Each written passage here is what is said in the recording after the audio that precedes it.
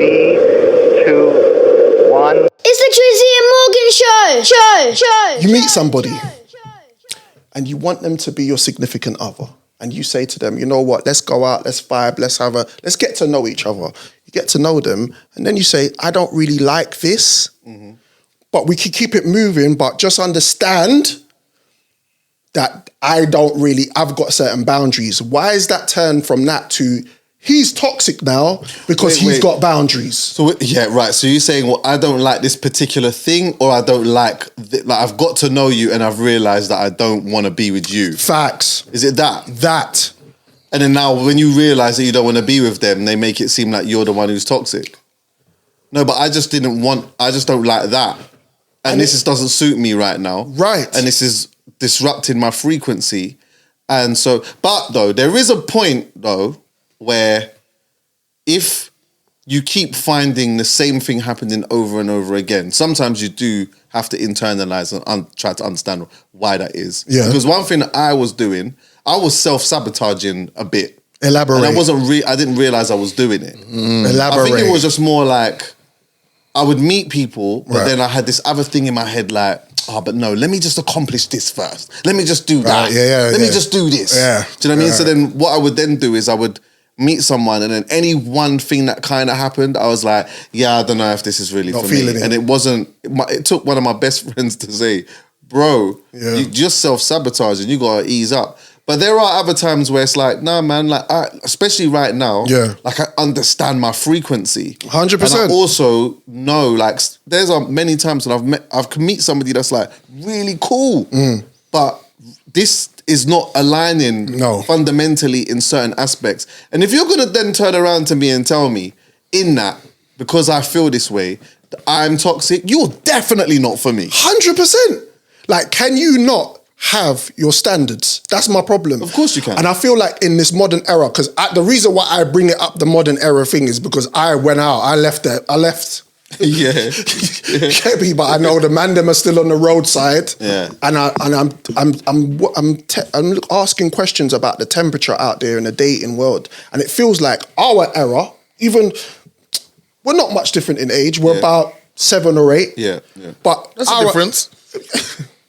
In our era, you could meet a woman and you could say, these are my boundaries, and 9 times out of 10, she just kept it moving if she liked you. Yeah. But if you're like, no, I want you to change that. If a man says to another woman, look, I would like you to change that, and they don't want to change that, cool, you can jog on, but why is that a problem? That's my thing. Why are you all of a sudden Society toxic? has made your standards seem like an issue, but it will be tolerable if you have money. Oh yeah. Here we go. But that's always been a thing as well, though. Here we go. But nowadays it's like, I hate everything you do, but damn, you do drop the bag on me to get the bag. I'ma accept it and tolerate it. Nah. At the end of the day, high valued men have standards. That's just the way it is. Some things will never change. Yeah. Well, also some of them will just have like people just have their ways of maneuvering life at times. I think one of the problems that we have right now, though, is that like there's a difference between, like you have your standards and you have the certain things that you feel might be good in terms of compatibility for yourself and going forward and maneuver and doing life with somebody, compared to seeing what's happening on the internet, being influenced by the toxicity on the internet and the way that people talk about people, and then you go into a scenario with that in mind. So to be a little bit more blunt is that like I know when this is happening. So I could meet a woman, for example, and I can very quickly work out whether she's been deeply into memes. Because it's like one thing happens and it's like it triggers this meme that she's read, and then all of a sudden you're just this person in the meme. What is that? Do you get what I'm saying? Yeah. But that's also part of like the internet. No one's an individual anymore. No. The internet is making, I feel like this has kind of always been a thing with group thinking and whatever. And you can kind of manipulate people, like governments have done it. You know what I mean? Like, that runs deep in it. But on the internet in particular right now, it's quite easy to make people think a certain thing that is negative, and then people hold on to it, and that becomes a part of their everyday life, and it then becomes difficult to connect with people. Chuckie, that sounds like to me a particular page that may have been set up that draws everyone in and then just posts a bunch of and then it just negative. it just gets reposted. Yeah. And it becomes and then it's confirmation. It's confirmation bias now. Like that. It's confirmation bias. We're going to talk. No, I'm thinking out loud. Like just. We're going to talk. See what I mean? Chucks. Yeah. I was doing some research on you because I was like, I know Chucks. I come up from the same Chucks era Chucks come up from. I come up from the same ends Chucks come up from. But like, what don't I know? And I was like, let me work this thing out. So I started coming up with scenarios and questions. My first question was, who actually believed in you before you believed in yourself? And I'm talking about the early days of your career in music. Who was that? Who was those people? There's a couple of different layers to that. You know what? I have to say my parents. Yeah. You know, like, on one side, one of the reasons why I say my parents is because my mum in particular was always like, in school, just do your best. Right. Do you get what I'm saying? Yeah. You ain't got to get A's, B's or whatever, but just do your best and then we'll see where we go. But she also knew that I loved music and I was into music and I was trying to figure things out. Yeah. And my mum was quite supportive in it, even in aspects where like I was one time, I run up the phone bill. Man, $250. It was $275 them time there. My parents did. My mum and dad split up when I was really young. My mum met Peter. So I grew up in a dynamic where my mum was with Peter, but my dad was also in my life. So I'd go and see my dad sometimes. All of them times in there. Yeah. Anyway, I've run up the phone bill. I know now later in life that the mud that my mum, Peter, and that was in, I didn't really realise that at the time. You don't. All I wanted to do was chat to Gemma. Yeah, come on. I wanted to chat to Gemma. Come on. I was ringing Vodafone. Yeah. Where's Gemma now? From house to Vodafone. Yeah. That's Where's she true. now? House for. Where's she now? Oh, God knows. I don't know where she is. Vodafone back in the day was crazy. Backdate it. Yeah. But I didn't even get a lips, you know. That's the one maddest thing. Rotted. Anyway, so You I live just and you wanted learn. to chat to Gemma. I'm ringing house phone to Vodafone regular. And you know them time there, ringing Vodafone was bonkers. From the house. What, Vodafone?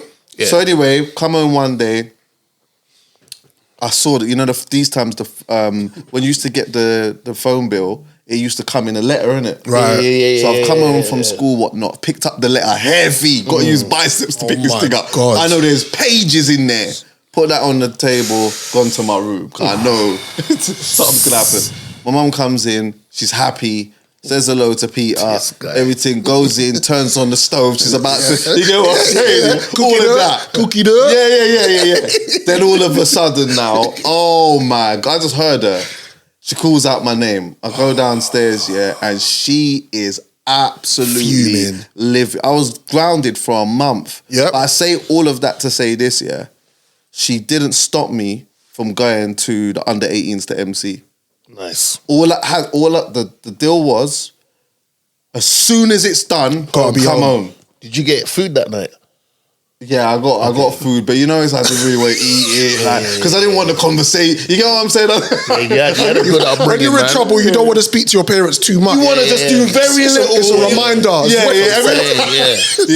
Because don't get see when she's moaning and that, or when she's upset, it's like it's not a one shouting thing. It's a slamming cupboards. It's consistent. This boy, and talking to you like a stranger. It's this talking boy underneath the breath. Oh, this, Then it's something else is triggered. So then there was that. And then I would probably say, like, outside of that, I say MC Kai. Kai was like, Shout you know what I mean? Shout out to Kai, man. He used to take me around the place, all over. He opened up my eyes to London. Right. Where I was just in West London. So you're linking him up from the crib, going to his house, or you meet him at venues? I remember MC Kai came to my estate, Yeah. A blue Mercedes. He had bread. And listen, amongst my brethren, that was the move. But then, do you know what? I've got a lot of different scenarios and people in my life that, when I think about it, had a good amount of belief in me. Big Morris, one of my older cousins. Big him up.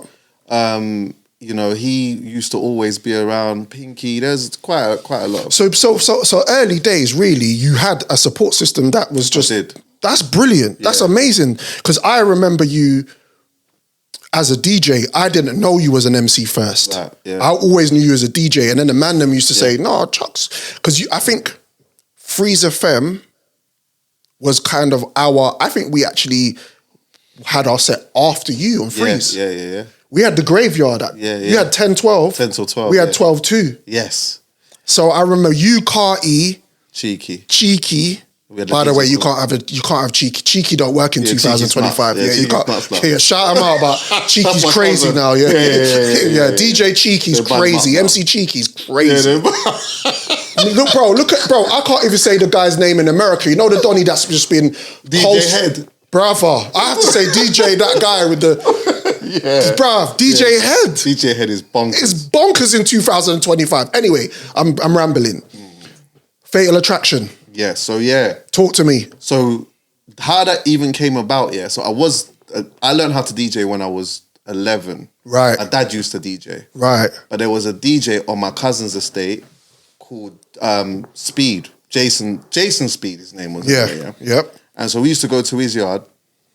My cousin was friends with his younger brother, Joel, Anyway, he would teach us all how to mix, but then everyone would leave more time and I would stay. Right, and then that was how I learned more or whatever. On the MCing thing? No, on the DJing thing. On the DJing thing. Yeah, so that's how I learned how to play music. And then so at first, I was DJing in and amongst just everyone that whenever there was decks there. Yeah. But now, so imagine that. So my cousin that lives in Hanwell, I'm living in Norfolk. I'm going to school in Norfolk. Yep. And this is how I know Carty now. Right. Yeah? So the thing that kept us, the common denominator was music. We was into music, me, him. And these times as well, the school that I'm going to is predominantly white. So there's only a handful. And we all got music in common, for example. Do you know what I mean? Mm-hmm. So then I've introduced him to my cousin, Cheeky, who lived in Hanwell. And then we were just always together. Right. So now imagine now, in my area, my cousin can come to my area. My friends is his friends now. And then I go to my cousin's estate and his friends are my friends. Right, makes sense. So Carty MCs, my cousin MCs, I can DJ and MC. Come on. So you know what? We were just making a lot of tapes all the time. That was the thing, was making tapes and whatnot. And then Mark came along later, which was one of my cousin's friends as well, DJ Marky. Yeah. And then, Fatal Attraction was born. Come on. Epic. I was listening to some of your old sets on the SoundCloud, and I remember, I think he was going back to back with Nicki and Nike. Yeah. And it just brought back memories, because obviously that's where I was. Yeah. I was in that same space, Rainer's Lane, Freeze FM, just doing my thing, just a fly on the wall and experiencing it. What I was surprised about, again, doing my research, me and you had a similar interaction when it came to how to learn how to MC. Oh. I too learned how to MC on drum and bass. Yeah. Hey, so to begin with, obviously a lot of people used to talk about Skibbity and Shabba. Yeah. But for me, it was MC Det. Come on. I used to love Det and Cold. Brocky. Yeah? Cold. I used to love them. Yep. So then we was on that. We was MCing on that or whatever. And that was the wave. Yeah, just like trying to understand flows and all these type of things. Pockets. Or whatever. Yeah, all the pockets and that. But then we used to skate as well. Right. So skating to jungle was the vibe. Crazy. Too. You know what I'm saying? Yep. So with them times they used to go to Roller Express in North London. Come on. And that's another thing. Like, I always got to big up Big Morris, because Big Morris, he used to come to my estate in his little van, and he'd come to go to my mum's and say to my mum, you know what, I want to take him and his friends or whatever to Roller Express or whatever. So then he'd pick, me, a couple of my friends would jump in his van, go to Hanwell, pick up Elliot, Cheeky, a few others, go in his van, go Roller Express, and then we'd be skating to jungle and this, that, man. Mate. So all of that, I swear, every part of my life, really has a heavy musical influence from all different aspects of music as well. Do you know what I mean? Yeah. But jungle was the thing, bro. That was when I started raving. and I understand, and because it was double time, you could rap on jungle. Yeah. So when I used to go studio, I was just introduced to jungle. Wasn't introduced to rap, to write my lyrics and to perform it. Yeah. Then I just made that transition over. But I feel like the versatility in having that understanding the pocket for drum and bass and understanding the pocket for garage and understanding the pocket for grime, hip hop. There's all different. If you can actually do all then you on a level. But it's about being like, that's the thing that I think that a lot of people don't do these days. Yeah. So anyway, it's like enough people are not they don't even attempt to be a student of anything. No. They just want to just dive right in. Yep. I was like, even unintentionally, a student of what was going on. Yeah. So I'm watching rappers and then I'm watching jungle MCs. Yep. Then I'm seeing the way that like garage MCs hosted. So understanding the difference between a rapper, someone who can be a jungle MC, but then also someone who hosts like a DT, for example, on a different style. Yeah. And then like there was an MC called Hyperactive. Hyperactive changed my whole thing. Because he was one of the first people that I saw on Garage 196 bars. He was just going crazy. Where everyone had like 8 bars. Just an 8 bar here, and 8 bar there. He just kept going. He was just going. Yeah. And I'm like, no, I want to do that. Yeah. Remember think about how much we memorized back in the day too. Yeah, exactly. Yeah. Just remember, we used to have everything we didn't grow up with the internet. Yeah. So numbers, telephone numbers, 100%. lyrics, and the way home. Yes, you know, the smartphones made us dumb, man. I remember you used to buy an album, rinse it to the point where you could do the lyrics front to back to front. Yeah. Easy. Doggy Style was my first, like, I bought. Album. Okay, cool. Yeah. I was going to say, that's my first album. Nah, if you broke your virginity like that, fair enough. It's just like, yeah. We needed the... No. I took too long. We got the bell today. I said Doggy Style, then I took time. It took too long, brother. That's enough for them to put a gap in there. I'm saying. That was my first thing. Yeah. So what's your, like... What would say is your favorite era of being in the scene? Like, I think everyone has their favorite era. Like, this era of the scene was my favorite era because of this, and this. So for someone like you that's been in the game for this long and still going, what's your favorite era in the music scene, or have you not reached it yet? I would have to say, my favorite era was probably. It had to have been like the later part of the under 18s where we was then going into the over 18s. Okay.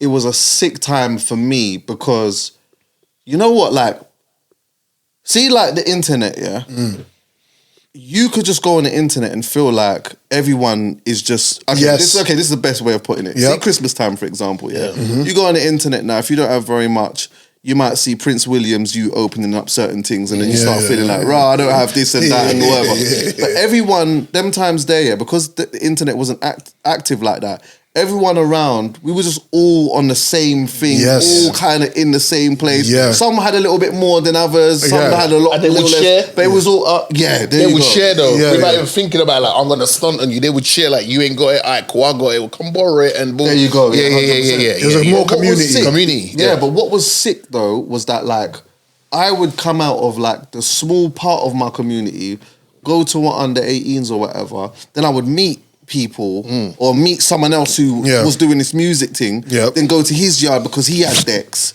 and then there might be this house party going on. It's like, then before you know it, it's like we're going to these different places and meeting all these different people or whatever else, and it was like going to different like under 18s and other places, and then that going into that point of over 18s and stuff like that. It was a really good time. We were outside. Proper. We was really outside. Proper. Do you know what I mean? I know you're older than me, Drizzy, but like, you know, like when you was outside. What? Well, I was gonna say. No. Why you pay that attention? Slave go, man. Oh, okay. Bro. He directed it at me, and I didn't even respond to it. Just like, I was thinking, I was gonna like, because I didn't know. I didn't know. Yeah, no, come on, he looks older than me though. Please. Well, but we're 2 years apart in age. Bro, you got more grey hairs than your grey hairs are like that old school black and white movies, bro. You gotta relax. But if you got ginger beard, does your shit still go grey though? Or does it just do? But I wouldn't know, not at all. Okay. Nah, bad man no die nothing, bro. You just let it go, bro. You know what I'm saying? So is that where you felt like you arrived at that point? I didn't even know what was going on like that. Right. I was just in the reason why it was my favourite part, I feel like that was probably the time when I was the most in the moment. Right. I was just in the moment. Like what was happening that weekend was what's happening that weekend. Yeah. Do you get what I'm saying? Like, we were college just recap. We were just in the moment. It's the Drizzy Morgan Show. DJing helped you get girls. Oh, let me tell you, don't get me started. Oh, I got a whole bunch of stuff. Let me tell you something, yeah? You see, yeah? Back them times there, let me keep it... Wait. Sorry, Chuck, to interrupt. Sorry. Because that narrative is DJ used to get us girls, but you still had to have chat back in those days. Yeah, I still needed to... the DJ got you halfway through. No, yeah, so it, like, basically... It opened the door ajar. Yes. You know what I'm saying? I think the lights were on and off. You know what I'm saying? Whereas it was before it was closed. Yeah, right. And you had to find all kind of keys to open it. Anyway, now, Facts. in school, they weren't happening like that. There was one girl that I liked, and it weren't happening. No. And it was only until when I left school I realised that she actually liked me. But I didn't know. didn't read the signs. I'm not really good like that. You didn't know. I didn't understand them type of things. You was too busy doing your schoolwork. Yeah. No, just listening to music and people. Yeah. So anyway, now, because I realised I had to leave it to Theon and them, man. Them man got it. You get what I'm saying? Theon, them man could do everything. Bud Theon, them man could do everything. Theon. So anyway, now, boom. Bubbles. Yeah. Shout out to my brethren Bubbles. Green eyes, light skin. That was it. That was Theon. Had bread. Yeah, that was it. I didn't need to do no DJing or rapping. Just turned up. Yeah, you can't bring him around. You can't bring him around. If you met something new, you can't bring him. It's a wrap. Because it's done now. You have to act like it's 3 weeks old when it's brand new. She's got to be yours before you can bring her around. So anyway now, so what's happened is now, when I've started doing the MC and things, I went to Education and Dances in Greenfield. I've gone there. First time I've gone there, I'm like, this is crazy. Right. Originally, I didn't even want to go. Right. Then I've asked the lady, yo, I got a lyric. She was an MC. Her name was called MC Orgasm. Come on. So anyway, now, she's giving me the microphone. Erections and everything. To bits. So obviously now, she's giving me the mic. I've said my lyric here, but everyone's vibing. So I'm saying, I want to come back here. So I've gone back there now, and then I'm not realising, all I'm doing is I'm just saying this lyric and saying a couple lyrics. These people are starting to recognise me from whatnot. Then I've met this girl. Anyway now, because I'm still new to this kind of thing, you know what I'm saying? So anyway now, never ever forget this, We're outside chatting, and she just lipses, man. Oh, love spontaneous lipsing. What? Outside, and then everyone starts coming around because everyone wants to see what's going on and whatnot. Bro, this changed my life. I felt like such the man. Because I felt like Theon. Big him up. You get what I'm saying? Big him up. Yeah. We're from this tip to like, all right, Theon, we understand. That was me. So now, what it was doing was so I'm going to all of these different places and I'm doing this thing. It's like, it's opening up more conversations with people, which is opening up more opportunity. Whereas now, if I wasn't doing that, then the opportunity for me to even speak to people would have been slimmer. Yeah, of course. You know what I mean? And you build up your awareness socially by being outside, getting rejected, 100%. Getting lips outside of a club. There you go. Then no kissing the dance floor though, because you don't know where things mouth is. Sometimes you have to let it run. Then you start realising, she finds me funny. You know what I'm saying? What kind of funny? You start learning certain things like that. With the 2 guest list pass. I think she likes it. Funny. I got her to bridging through for free. I think she appreciates my personality. Did you ever? Because we're all from the same era here. Obviously, King Jaffe Joe over there is learning the ropes still. But I wish he was part. Every episode, I do. We wish he was part of the era. If I had a time machine, I'm taking it back then, and I'm just letting it run. Have it. Yeah, just right. Did you have a good time? Yeah. Yes. Did you ever go through your French vanilla phase through the DJing thing? French vanilla? That era. What do you mean? Come on, Charles. Don't let me have to spell it out. The French vanilla. Oh, what? I mean, Snow Bunny? Yeah. Oh man, bro, listen. But will you get access? How deep do you want me to go? Yeah, bro. You know what I'm saying? Let's go. Oh, I was diving in. Yeah. Deep diver. Because that's my lane. Of course you You know what I'm saying? I was. Yeah. But here's. Here's what. I excel. They all failed. See, I told you. That's why you don't like go to Umar, because he disrespects your lane. Yeah. Finally. Yeah. I'm glad your mic's on. What I'm saying, I'm diving in now. Yeah. Right? That sounds bad aggressive. I'm just being honest. We're not talking Michael Phelps. Yeah, no, that's a bit. No, we are. We got deep like the Mexicans, bro. But then now, here's what's happened now. Hold on, wait. That's too far. Yeah, that's crazy. That's crazy. Sorry, that's crazy. Yo, we got time for that. Say no more. Go on, sorry, Chuck. Sorry. Yo. So obviously, but then my first proper girlfriend was Spanish now. Hey, so I got a clean one. Yes. Yeah? Whoa. So then now we vibes in and whatever. Yeah. But then here's the thing now. Yeah. I'm now going to other places like Outside I'm of London. going to Northwest London to go on MC and go to do. I went to Bigger Fish now, and now it's opened me up to all different flavors and vibes over this side now. Do you get what I'm saying? So then I'm like, over there now. Right. Then I'm going Kingston and over there now. Yeah, so I was like, So there was just all kinds of things happening and going on. So that's life. what I feel like. That was what like opened up my taste buds. Do you get what I'm saying? Being in all of these different That's what happened places, to me. all around the place. That's what happened to me. Great. Don't just piggyback off man's story. Don't do that. That's disgusting. Bro, that's disgusting. It's exactly what happened to me. That's disgusting. Like, what you got to remember, My palate is what you wide. got to remember, I'm from Northwest. And in Northwest, back in my day, I'm 1977, baby. It was Yo, constant, what? 1977. Okay. So I bought, don't do that. So my family was Harlesden, Cricklewood, Constantine, Domino's, and Jerk Chicken. Yeah. Right, strongly. Yeah, strong. So all my demographic was black people, and all the women around me were black people. Yeah. When I started MCing, when I got the little label thing, and they started telling me I'm going Prague and I'm going Poland, and by the way, you got fans over what? Yeah, you're like, what? So I'm over there now, and I'm getting love. So you're diving in. Like, bro, head first. Yeah, Spanish thing as well. Oh, yeah. Spanish thing, student came here. She even came here. Oh, is it? Yeah, you know, like I didn't want her here though. Oh yeah, I hear that. You know when you're away, it's different. It's different when they come back. He was early Brexit. Reform UK. He was early.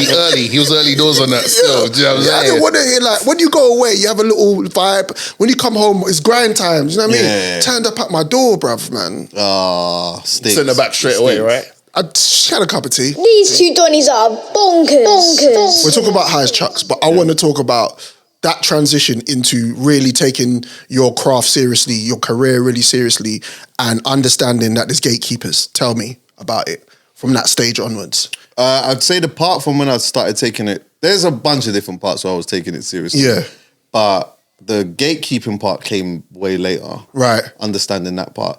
Because I would say that, like, not to go over it too much, but when I started going to the under 18s and that, there was a moment where I was starting to take that seriously. Right. And that sort of stopped for a bit. Right. Then there was a moment now where, you know, me, through that Spanish girl, by the way, is where I met my really, really close friend, Benny. Okay, yeah, big em up. And so we became really close friends and whatnot. And then we went to a festival, we went to a show in Earl's Court. Jay-Z was headlining. Alicia Keys was there, Cassidy was there, Kano was there. Yo, it was bad. It was one of them. Yeah. Crazy. And I remember us just having this like big fascination about what is happening behind the scenes. Right. Like how does this all put together and whatever. Right. So then that was when we were like, he was more so like, I want to look at that. And then he got a job. He started working with the Jump Off, which was like, Remember Jump that? Off was just a sick thing that was happening every night. And then he used to always talk about wanting to potentially work within music and stuff.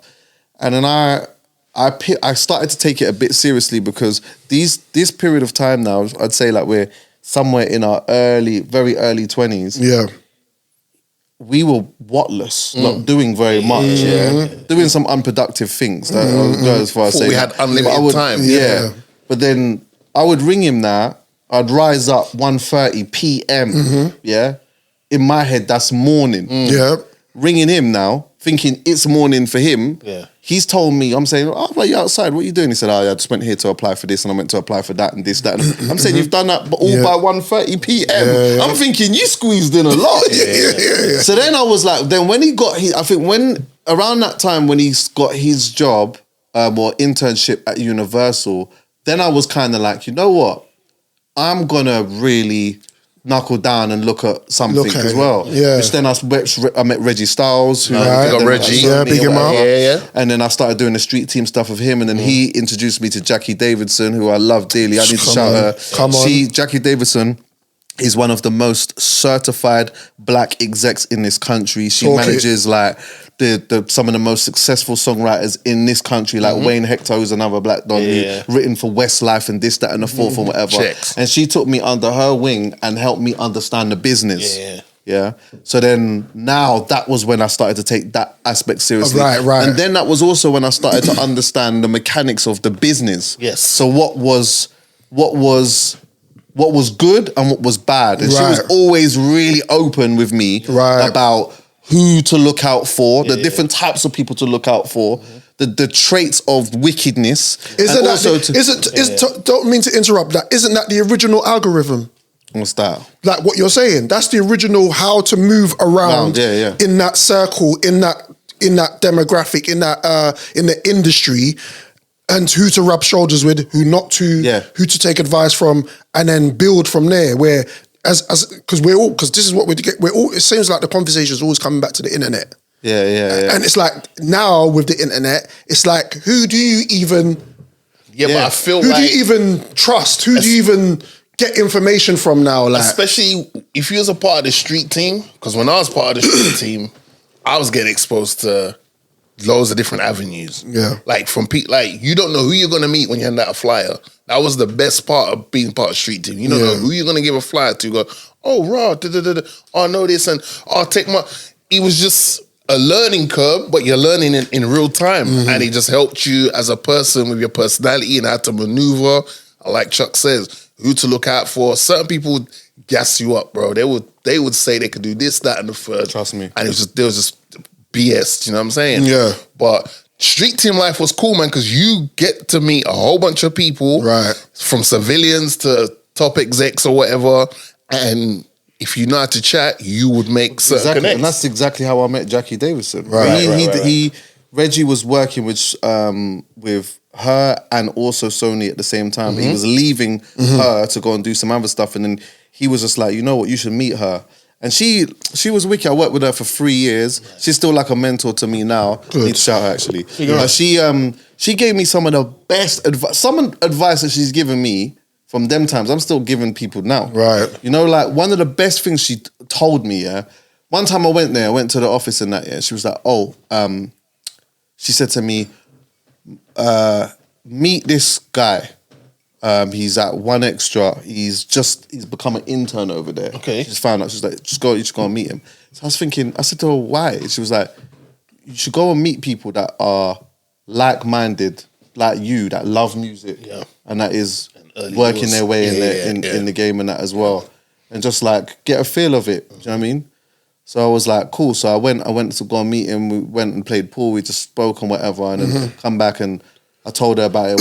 And she was like, yeah, well, you know what I mean? If you feel like he's cool, stay in touch with him. You both have the thing that you have in common is music. And she said to me, you know, like there's a few people that are trying to find themselves in the game. Right. And, you know, later on down the line, if you're taking it seriously, or some of you are taking it seriously, they're going to be execs, they're going to be managers, they're going to be people that are going to be in these positions, and you've got a relationship with them from early. They'll answer the phone. That person that I went to go and meet and play pool with was Austin, who ended up being the head of One Extra for a bit, then went head of Spotify. Now he's a director at Warner and whatnot. Nice. So he's doing his thing. I can ring Austin if I need to shout him about something.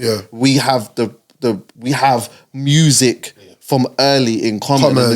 I think that there's like this misconception even now that when you're coming into something, you gotta go and meet the boss. Yeah, you gotta go and meet. You gotta meet the one who loves it and is dedicated and really wants it. Passionate just like you. Yeah, just like you. And then maybe you might also find out as the rise, because I have in times that some of these people that I met early on, you can't ring my phone. You get what I'm saying? Yeah. That's the game. That's just how it That's goes. how it Certain is. things happen and you realise now we don't really see things as certain. But still though, we established that from early and we understand how to play the game. So from there I started taking that seriously. But then I was collecting music as well. So I was still like always, even when I was MCing, bro, I was still going to Dub Vendor and all these different places and buying music. I was always doing that. So it's a question that I need to know. Was the music and the career that you was involved in sustainable that you didn't have to get a job outside of it? Nah, so do you know what? To be totally honest here, I didn't know what I wanted to do really. Right. Do you know what I mean? I was just trying things. Right. I did have jobs. There was jobs that I was doing here and there and whatnot. Yeah. And then when I started working with Chuckie, that was a job. Right. I was with her every day or whatever. Good. And it wasn't a well-paid one really, to be honest with you. Like I wasn't getting that much money. Yeah. And I remember at the time thinking, oh gosh, like it's a struggle because I've got things that I need to do and whatnot. Of course. But though, being around her for that period of time Priceless. absolute priceless. Yeah. So then I was just like trying things. Then I started doing events again while I was working with Jackie, and I started to think, you know what, I don't know if I want to be an exec. Okay. I don't know if I want to be an exec. Okay. I feel like why? I'm starting to, because I love playing music. He needs to be in the middle of the center of the thing, bro. He needs to be playing music. Yeah, he's not the VIP guy.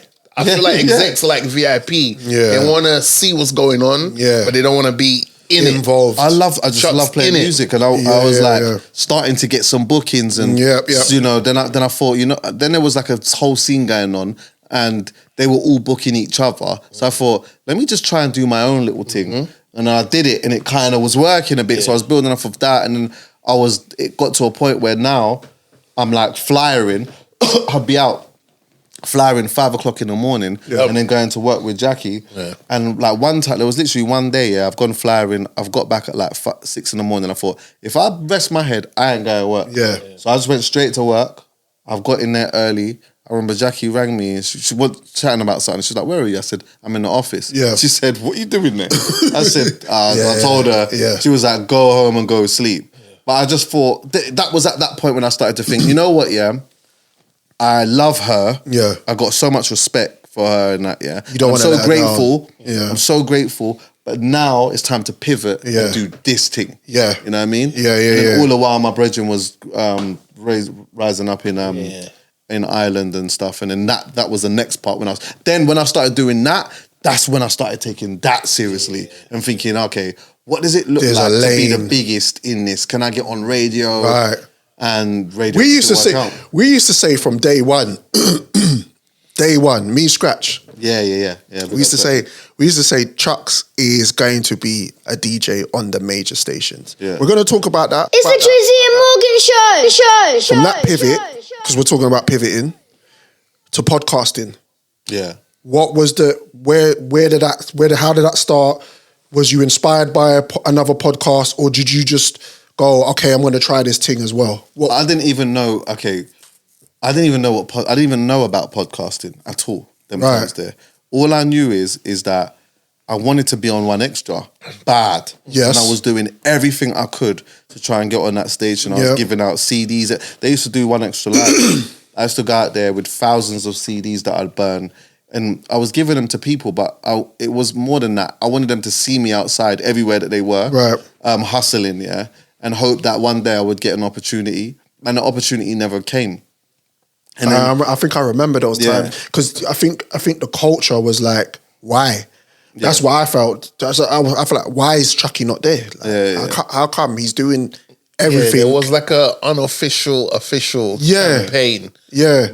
Underneath all the noise, there were certain people that it was like, well, why is this person not being utilized by being on radio, and that's when radio was all the rage, booming. And there's just like certain personalities that was just out here doing their thing, and you're like, if this person is given a microphone, a studio to do what they got to do, you're gonna probably get 20% uprise in regards to listeners because they're gonna bring their whole crowd with them. It just never happened though, and it got to a point where at first it was exciting because it felt like it was gonna happen, right? And then it was like, you know, the more this is going to happen, the more this is going on, the more it became demotivating. Of course. Yeah. And then one day, I remember CJ Beats rang me and he was like, oh, there was this thing that they were doing at the time where you'd get like a show you get 4 shows in a month. Yeah? And they were doing it for a couple of years. I never got a phone call. I was always trying to get one. Yeah. They were ending it. And CJ Beats was like, have you been called for it? And I was like, nah. He was like, they're about to stop. Let me just work it out. Yeah. So he got me the last one. Right. And then when I did the 4 shows, I remember the producer at the time said to me, I'm really surprised that you're not on radio. I remember, I left the building that day and I said, I don't want to do it anymore. I'm going to do my own thing. Oh, wow. I remember walking out thinking, my ambition is not to be they don't anymore. want me there, so I'm going to go and do my own thing. Yeah. So I literally started SoundCloud was a thing. I started like doing radio shows on the SoundCloud, putting it out there.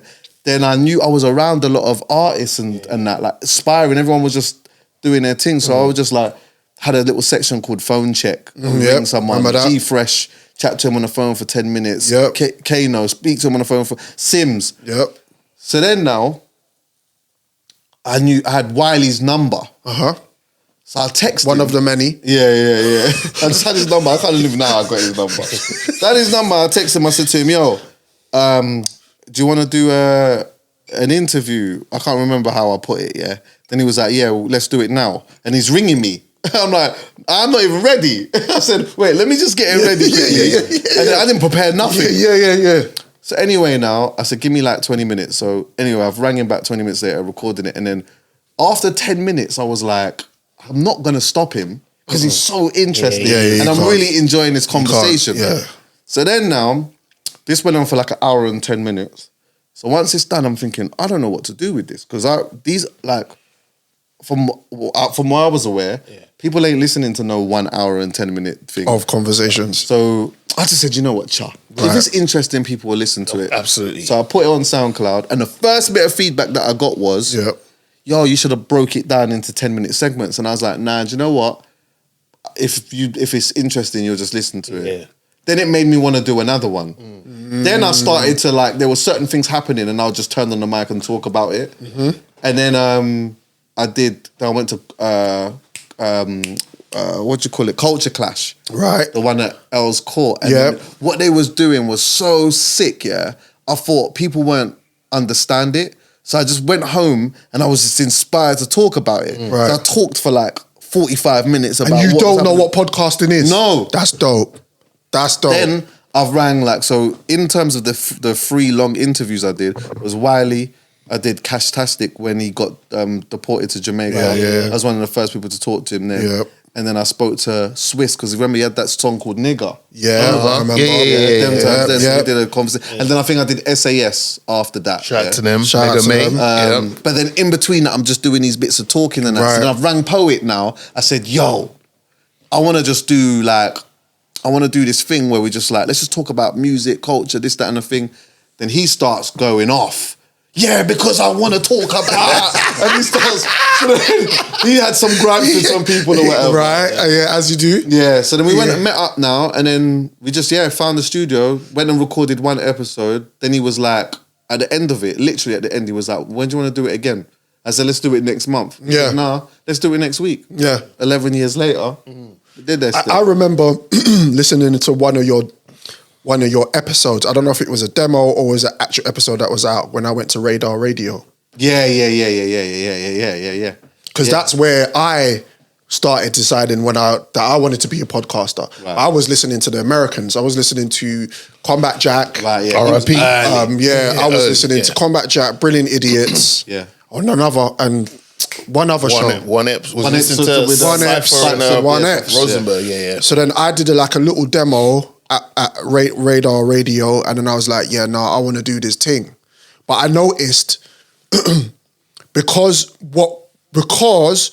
from how I knew you, you were always a talkative DJ. You was always, even when you're in the club, you were always, and then there's not enough DJs like that. That's a skill in itself, being able to play a record, talk to the crowd, incite something, get feedback. Oh, all right. So I see you're reading everything. You're not just a selector.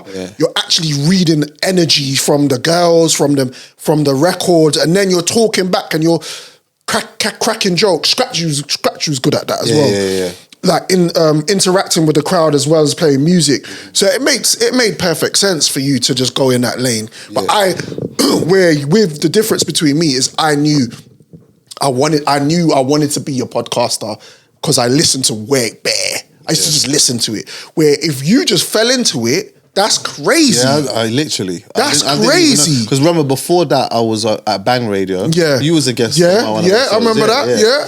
And then you did a freestyle and that. And that. Yeah, cold. So then, I came up. Those times were like low times for me, you know. I was really like. I was going to ask you that. All in and around that time, I was really low. Would be your lowest point then? All around then, definitely, definitely, bro. Right, I was low, man. Right, like, I was like lost. Bro. Yeah, lost, financially low. Yeah, because before that, I had there was like a period where like every year was getting a bit better. Yes. Then every year was like sort of dropping off. And then before I knew it now, I didn't even know when the next thing was coming through. I couldn't pay them. You know, I used to go and pay the rent, right? And I used to go to the yard. So I used to have to go there with the cash or whatever, because I was always late. Because I got to a point where I was mad late, bare times, Out of pure shame, I used to go and drop it at like 4 a.m. So it wouldn't be like no conversation. I just got to drop it through the letterbox and whatnot. But now, you know what it is? I've dropped the rent through the letterbox, but the rent's due again next week. I'm 3 weeks late. So it's already, like, I'm dropping it in and then the next one's due. Guys dropping off interest, boy. Oh, it was stress. But you know what, like, I would be walking and I would sometimes listen to Shaka. Yeah. And that's one of the reasons why, like, every time, Shaka probably thinks I'm sick in the head, But, like, I always say to him, bro, you don't understand, like, your music, at that time, it was uplifting me because I needed that. I was like, there was just so much things happening. I remember I was going to the gym. We were going gym box. I was training with Manny and Ben them times there as well, I would then walk. You will understand this, I tried to explain it to the audience, but I would walk from Norfolk to Shepherd's Bush. That's a bop. To get to the 3.5 hours that would take me. That's a bop. I would walk 3.5 hours and do legs again in the gym. Warmed up enough, bro. And then I would get the bus back or whatever, but I did that to save that little piece so that I could go and buy a little noodles or do you get what I'm saying? When I would cook food, it's really interesting, if I could go and get chicken and that, I was dicing this thing up, and this was like, I'd cook it all up and this thing would last me. What? Corned beef and rice? All of that. Come on. All of that. Come on. All of that. But that's, I had to fall in love with it. But that's the struggle, and the struggle is important in every aspect because clearly you can't just have the highs. You as far as since I've known you, I've always known you to just be calm. Like Chucks is there, Chucks is here, he's doing this, he's on that flyer, he's over here, salute. If I pass through, boom, boom, boom, walk on Chucks. But it's good to know because it's for the audience and people that want to become content creators or DJs or artists, you have to understand that this thing is a grind. It's not just, you can't just do it and... It's not always roses, There's the anomalies. There are the anomalies, but it's a real grind. And I respect that, Chucks. Yo, Chucks, just take 2 minutes, please, because you brought up a name that I think doesn't get his flowers enough. Let the people know about Shaka, please. Like, please, because, like, for me, it breaks my heart that there's certain conversations that go on and certain things are happening on a wider scale.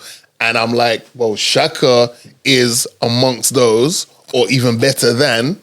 Why is he not in this conversation? Let the people know about Shaka, please. Let me tell you something, like, you have some people who are good at being like a specific part of their artistry.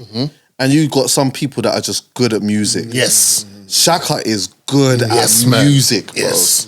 Like he Naturally. is absolutely. I just think that he is such an incredible artist. Like he has his own style, his own sound, everything. Yeah, and it's like when you listen to his music as well, you can really understand you can understand where he comes from and where he's Right. grown up. Right. Do you get what I'm saying? Right. And all the different things that has influenced him because it's all in the music. Yeah. And it just sounds really good. Yeah. But on top of that, he literally is one of the best performers in this country. Yeah, 100%. And on top of that, he built like a core fan base of Yes. people. I've always said, I feel that the best place to be as an artist as well is in a place where you're building a fan base of people that are really into you and Right. the music and not people that are fans of a time. Yes, Do you know what I right. mean? I agree. If you are fans of a time, It yes, was. there's like a bunch of different artists and that you know what I mean? It was a wave then, yeah. but like you're not a fan of anyone. You just No. like the music and the time at that point. Yeah. But if you got people that are fans of you, then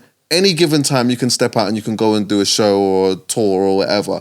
May not necessarily be the largest numbers, Yeah. but people will come out and see. But If you- they will keep coming. Starting- and they'll tell a friend to tell a friend, and then they start coming, and the numbers are up. his music is just honest. Yeah, His for music real, is honest, man. His music Nah, is big honest. him He's up. one of Big them. him up. Yo, Chucks, where can the people find your line, bro? Chuckie online, man. Chuckie online, everything. Come Say on, no man. more. Say no Thanks, I more. appreciate Round of applause for Chuckie, man. Yeah, man. Hey, and you know what? Hey, you gotta come. You gotta be on my pod. Yeah, When man. you ready, Love to man. have you on the pod. Yeah, When you ready, man. bro. When you ready, Yeah, you say it up, bro. 100%. Saying, Yeah, Definitely man. said that, for sure. Blessings, people. Don't forget we're on all DSPs, Yep. Spotify, iTunes, and if you're watching this on YouTube, make sure you subscribe and like and share. Blessings to Chuckie. Anybody else you want to shout out quickly before we go? what happened? Obviously, we've been mad serious here for a moment in regards to the hurricane that hit Jamaica, Melissa. We don't like Melissa's name anymore. It's we need some time to pass. Yep. However, you know who resides in Jamaica? Victoria Everest. What? Shit, yeah, that she is there. I wonder if She's been washed up. To bits. whoa. That's crazy. Yeah, we're on all DSPs, yeah. Like the thing. Hey, people, do us a favor, please. Yes. If you listen on Apple, Please, rate the thing. just Just rate it. It helps. It's quick. There's a million podcasts here. We're talking to a fellow podcaster. There's Come a million on. But the more you rate it, tell a friend like, yo, check this out. You might like it. If you like it, rate it. It helps us go up and makes it easier for people to find us. It's the Drizzy Morgan Show.